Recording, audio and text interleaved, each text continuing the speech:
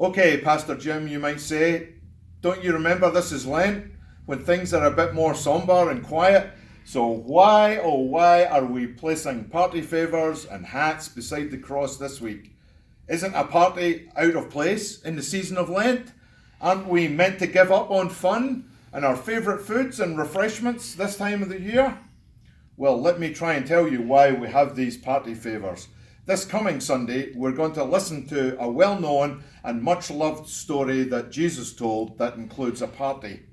Most of us likely know this story as the parable of the prodigal son. It relates how a brash younger son, impatient to make his way in the world, asks for and receives his share of the family farm from his father and sets out for a land far, far away. There, he spends his inheritance on reckless living. Now, while he's handing out the dollar bills, he has plenty of people with him. But then, when his funds run dry, he's left alone. He's abandoned in a strange land, is forced to take a manual job in the local piggery and to eat the food provided to the swine.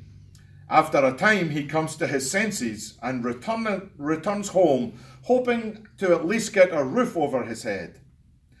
Meanwhile, back home, his father has been longing for his return. And his father cannot contain his joy when he sees his son on the way home. He immediately sets about organising and hosting a welcome home party for his returning son. Trouble is, the father's other son was not part of that plan. He's been there all along doing his father's bidding, and when he hears the music and the laughter and the sound of fun, he abandons his family by refusing to participate in the party. I came across a hymn recently about this story. It's a hymn called Prodigal, and it was written by Colleen Christula. When we are farthest from our God, lost in a strange and foreign world, hungry and empty, homeless and poor, weary of wandering, weak and worn, God runs the pathway to our hearts, opening arms that bring new starts. Celebrate now, my child is found, God cries with joy.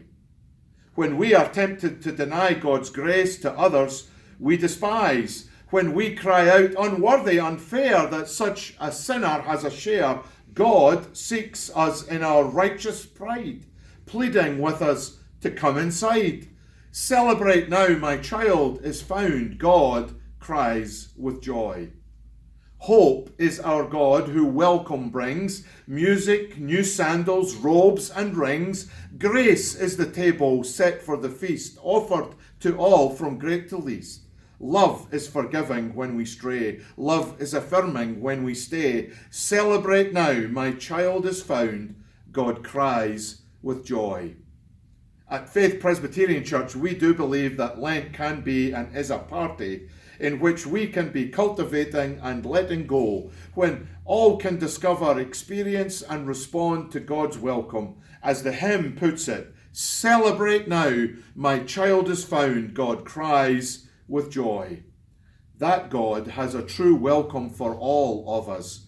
Younger siblings prone to go our own way, and older siblings who have always tried to do the right thing.